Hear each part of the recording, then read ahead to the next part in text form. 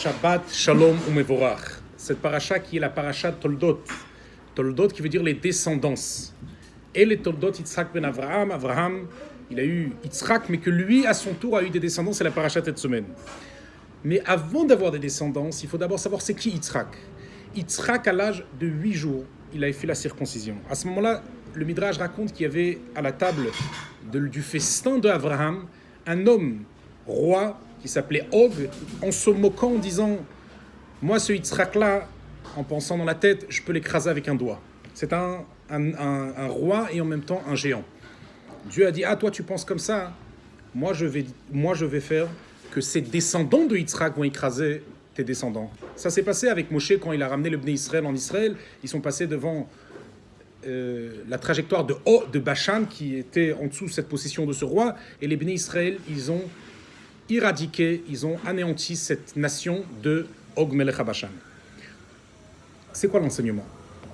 Les Bnei Israël ont une force extraordinaire. La Brit Mila qui signifie un lien, une alliance, 8 jours, c'est-à-dire même pas à le moment où on demande question à l'enfant, est-ce qu'il doit se connecter, mais on le connecte directement. Un juif, sa connexion avec Akadosh Baruch Hu, elle est au-delà de la logique. On ne demande pas oui ou non. Il est connecté de manière naturellement.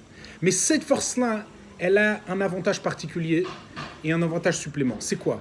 C'est justement, on est dans un monde où il y a toutes sortes de choses qui peuvent nous allusionner le Og, cet roi qui dit « je peux craser ». Le monde où on vit au jour le jour, on peut avoir des épreuves.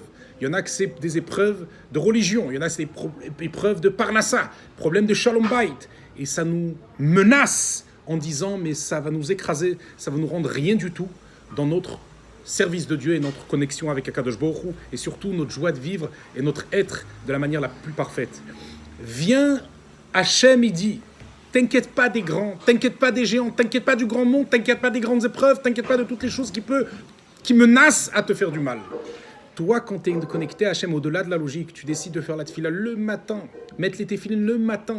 Pour une femme, faire attention à la cacheroute, et bien sûr pour un homme, elle est plus dans la cuisine. Quoi qu'il, au-delà de la logique, rien peut venir nous anéantir. Et au contraire, Yitzhak, il a une descendance qui s'appelle Yaakov. Et Yaakov, qui a sa descendance qui s'appelle les 12 tribus, qu'à la fin des temps, on va voir comment les Bnei Israël vont même réussir à faire que Esav fait teshuva, c'est-à-dire ils vont prendre toute la force d'un Esav rouquin, méchant, et le ramener dans la Kedusha, dans la sainteté. C'est qu'est-ce qui est marqué à la fin des temps, qu'on va monter, conquérir la montagne de Sav. C'est-à-dire que même Esav, il veut faire teshuva, même les non-juifs qui sont, entre guillemets, antisémites et tout, ils vont même venir à la vérité d'Akadosh Baruch Hu. Et ça, c'est l'enseignement pour nous dans la paracha de cette semaine.